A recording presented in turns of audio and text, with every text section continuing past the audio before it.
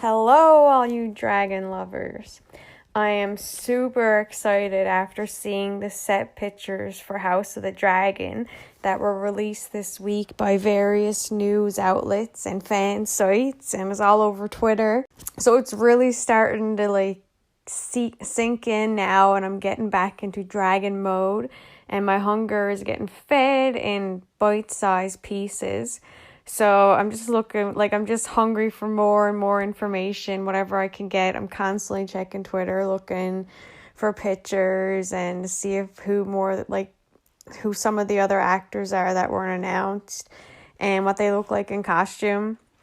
I'm most excited to see how Emma Darcy is going to portray Princess Rhaenyra Targaryen and how she's going to look in costume. Because I think there's I can see a small resemblance in her features to Emilia Clarke's. Like, Emilia has that unique beauty, which is captivating. And I think that is what they're going for with Rhaenyra as well. She has this beauty, but it's different. I don't know, it's hard to explain, but hopefully you get what I'm trying to say. And Emma looked amazing in costume, wearing the crimson and black gown lined with jewels. And she was rocking the wig, the iconic silver gold braided hair. It was very similar to the wig that Amelia wore in Game of Thrones when she played Dany. I love the braids so much. I'm so excited to see some of the hairstyles for Rhaenyra. I know they're going to be really cool. I couldn't see if she had purple contacts in because the photos were taken from a distance and the close-ups were blurry, but she definitely had that fierce Targaryen look going on. So I definitely have hopes for Emma Darcy in playing the part of Rhaenyra. And I have to admit that I wasn't too keen on Matt Smith playing Daemon Targaryen at first, and that was probably because I had my heart set on Travis Fimmel, and he played Ragnar in the Vikings. I had my heart set on him getting the part and playing Daemon, and that's what I had pictured in my head now for a long time.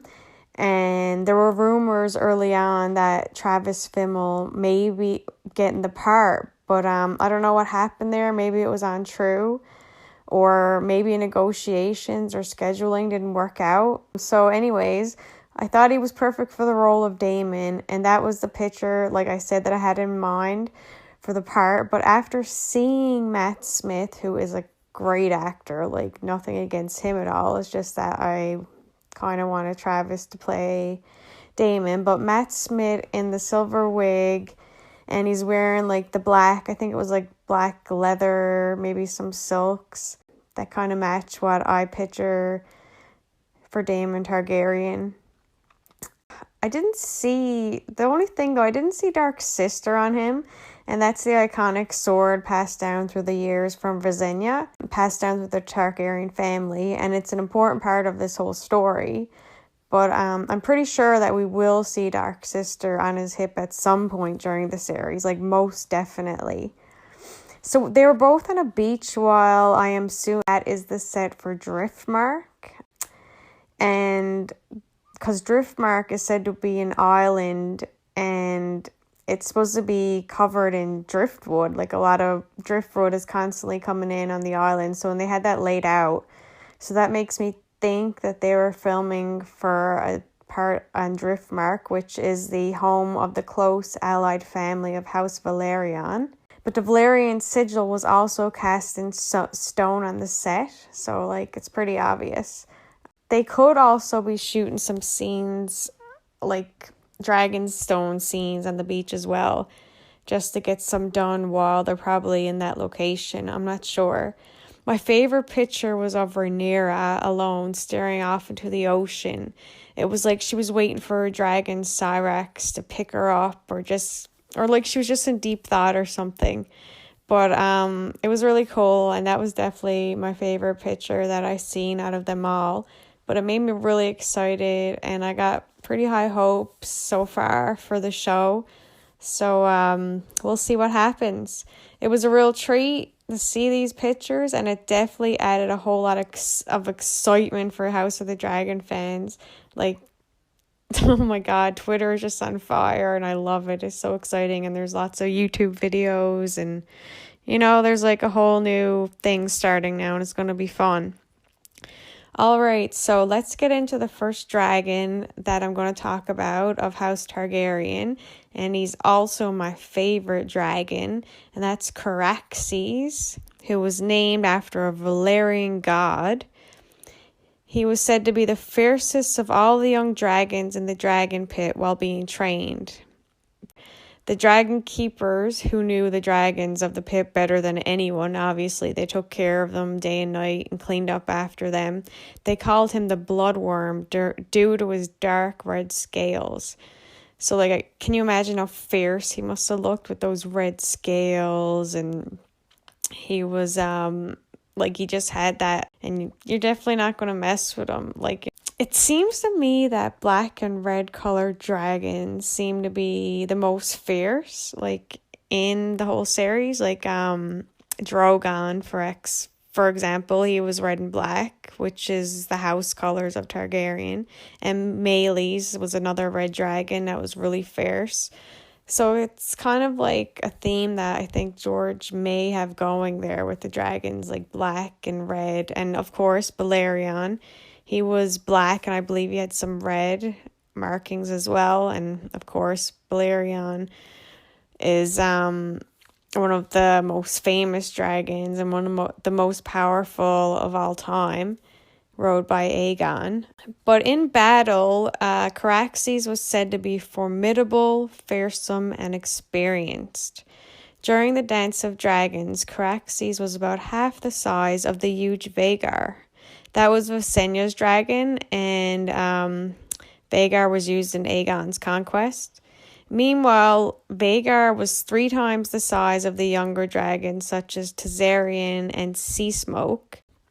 Caraxes was later described in the book with a little more detail as to his disposition, as he especially was fearsome and no stranger to blood and fire. Daemon actually wasn't the first dragon rider for Caraxes. I don't know if all of you know that, but his first rider was actually Prince Aemon Targaryen, and Aemon used Caraxes against the Dornish fleet in the 4th Dornish War.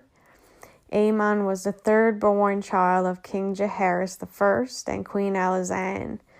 Prince Aemon was married to Lady Jocelyn Baratheon. Together they had a daughter, Princess Rhaenys. At first, Aemon was shy around dragons, although he would eventually claim a mount for his own, Caraxes.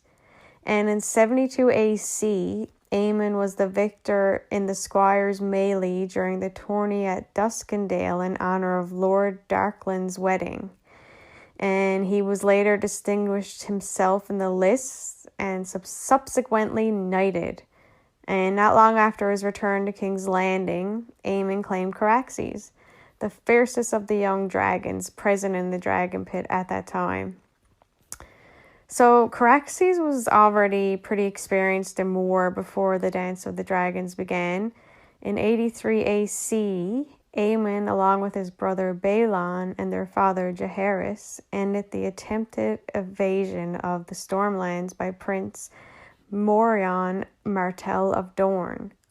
Mounted atop their dragons, they destroyed the Dornish fleet before it could even make landfall. The war was fought and won in one day, and upon their return to King's Landing, Aemon, Jaehaerys, and Balon received a huge welcome as they had won a war without losing a single man, something not even Aegon the Conqueror had been able to boast.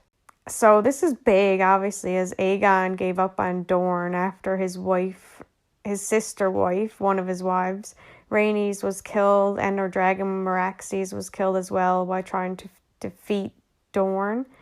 So that's a pretty significant win there, and of course Caraxes was involved. In 92 AC, so almost 10 years later, Aemon led the assault on the Myrish pirates who had conquered the eastern half of Tarth. That's Lady Brienne's house, by the way. During the struggle known as the Myrish bloodbath, Aemon left for Tarth on the 9th day of the 3rd month that year, shortly after learning that his daughter Rhaenys was pregnant with her first child. Aemon arrived before the fleet of his son by marriage, Lord Corlys Velaryon. On Tarth, Aemon met with Lord Cameron Tarth in the mountains located at the center of the island, where the Lord of Tarth had made camp. A pair of Myrish scouts eventually discovered the camp and recognized Lord Cameron. One of them took a shot at Lord Cameron with his crossbow. Although he missed Lord Tarth, Aemon, who had been standing by Lord Cameron's side, was struck in his throat and drowned in his own blood. So that was a very unfortunate death for Aemon. And after Aemon died, Daemon Targaryen was accepted by Caraxes as his new rider. And dragons usually only bond with one rider at a time. They normally will not let another person ride on their back unless their owner has died. And that's, of course, I don't know if there is an instance where two people rode the same dragon at different times. I know they rode people have rode some of the dragons on the while a Targaryen was on the back of the dragon with them, but I don't know if anyone, two different people, even two Targaryens, actually rode a dragon at separate times, the same dragon. Prince Daemon Targaryen was the uncle and husband of Princess Rhaenyra Targaryen, whose claim he supported in the Dance of the Dragons. Prince Daemon was the most experienced warrior of his time, and wielded the Valyrian steel blade Dark Sister. Daemon declared himself the king of the Stepstones and the Narrow Sea. In 106 AC, Daemon led an army to invade the Stepstones in the southern Narrow Sea, with the support of Lord Corlys Velaryon and his fleet, and with the use of Daemon's dragon Caraxes. He made many enemies during the course of his adventure there. He also made enemies in the Seven Kingdoms, including Sir Otto Hightower, which is going to be a significant character in House of the Dragon, and members of House Royce for his disregard for his wife Rhea. Daemon was the husband of Laena Velaryon and was aware that the king and court would not be pleased with their marriage. Laena and Daemon flew on their dragons to Pentos together, where they were hosted by the prince of the city from Pentos. Laena and Daemon remained in Pentos for the remainder of her pregnancy. In Pentos, Laena gave birth to their twin daughters, Rhaena and Baela. When the children were half a year old, Laena sailed with them to Driftmark, and Daemon flew both the dragons home. After Laena died, Daemon eventually became Rhaenyra's second husband following Sir Laenor Velaryon. Daemon also rode Caraxes throughout the dance, and including in his final spectacular battle. Pretty deep into the conflict, Daemon and Caraxes fight Daemon's nephew, Prince Aemon Targaryen, who rides the dragon Vhagar. Vhagar was one of the 3 dragons that participated in Aegon Targaryen's conquest of Westeros over 100 years before. And as such, Vhagar was huge, over twice the size of Caraxes. And of course, Caraxes is considered pretty big as far as dragons go. Daemon and Aemond battled above the God's Eye Lake near Harrenhal. It was a pitched fight, with all 4 combatants going down after the dragons locked together. As they fell, Vhagar ripped open Caraxes' belly and tore off one of his wings, while Caraxes tore out Vhagar's throat. Meanwhile, Daemon was said to have leapt from his saddle and onto Vhagar, where he shoved his sword, Black Sister, through Aemon's empty eye socket. And Aemon was missing an eye since his childhood and wore a black sapphire in the empty eye socket. So if the show does this scene right, it's going to be absolutely crazy. It's going to be one of those scenes that you're going to watch over and over again, only for it's going to make me really sad to see the dragons being hurt and fighting each other. But otherwise, it's going to be a sick scene. So Aemon was dead, and Vhagar did not survive hitting the water. Caraxes, critically injured, emerged from the lake later, but died on the shore. As for Daemon, his body was never found. Maybe he's still alive. Some people seem to think so, but I don't think he survived. I just think it's one of those things that George left open, like he tends to do, so you can kind of come to your own interpretation of it. And, there's conspiracies out there. That's his writing style, and I love that about his writing. And some quotes from Fire and Blood about that fight scene are as follows. Caraxes dove down upon Vhagar with a piercing shriek that was heard a dozen miles away, cloaked by the glare of the setting sun on Prince Aemon's blind side. The blood worms slammed into the older dragon with terrible force. Their roars echoed across the god's eye as the two grappled and tore at one another, dark against a blood-red skin. Neither man nor dragon could have survived such an impact. The fisher folk who saw it said, nor did they.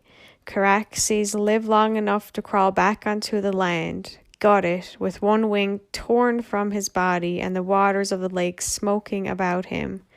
The bloodworm found the strength to drag himself onto the lake shore, expiring beneath the walls of Harrenhal. Oh, how sad. Oh my God, it's going to be really sad and hard to see in the show, because I was heartbroken whenever a dragon got killed in Game of Thrones. It's just the worst thing ever. Vhagar's carcass plunged to the lake floor, the hot blood from the gaping wound in her neck bringing the water to a boil over her last resting place. When she was found some years later, after the end of the Dance of Dragons, Prince Aemon's armored bones remained chained to her saddle, with Dark Sister thrust hilt deep through his eye socket. Wow, so that's pretty intense. And of course, brilliant writing on George R.R. Martin's part. It's some crazy dragon action, and it'll be very interesting to see how it plays out, as I said previously. HBO actually released a teaser of what Caraxes will look like in the show. It's called Concept Art. And I will link that picture for you in the description so you can have a look. And I hope you enjoyed this episode, and I look forward to sharing some more dragon lore with you throughout the Dragon series. Thank you for listening, and enjoy the rest of your day.